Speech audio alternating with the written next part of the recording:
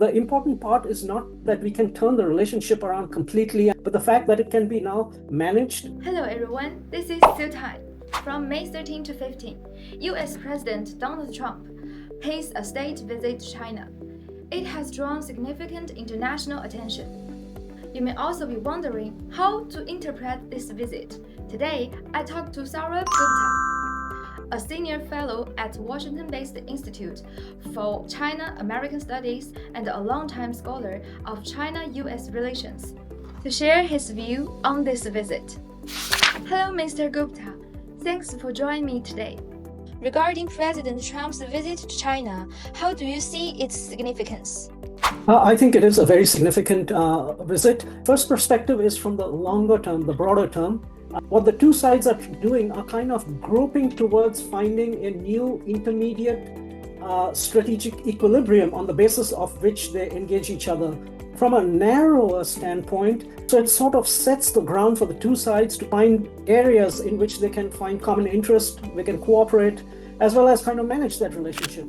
According to the reports, the US administration invited CEOs from major American companies to accompany this visit.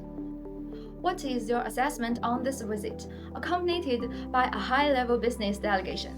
Economic interdependence has been the ballast of ties between US and China. During those 40 years when the relationship relatively flourished, and even in the years since then, it's the business relationship which has fundamentally been the most important ballast for the relationship.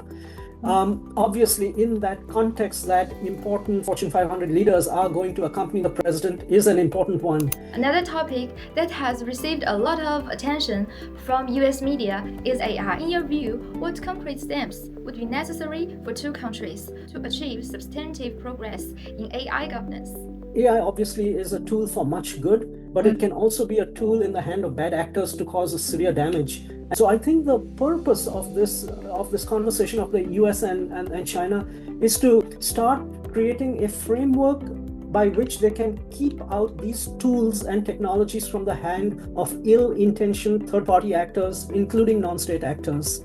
I think that is the fundamental goal. I think it's great for the world if the US builds out its AI ecosystem and the Chinese build out their AI ecosystem and the two ecosystems are commingled. What trajectory do you foresee for China and the US economic relations following this visit? From a near and maybe medium-term perspective, I would say it will be better. Simply because this relationship has been a leaders-led relationship. They have been the steering wheel of the relationship. Longer term, it is hard to say because the elements of competition have been for almost a decade now. So the important part is not that we can turn the relationship around completely, but the fact that it can be now managed, that there can be a period of kind of strategic easing in the relationship, and on that the two parties can build on that and find certain areas of common interest which can intertwine them.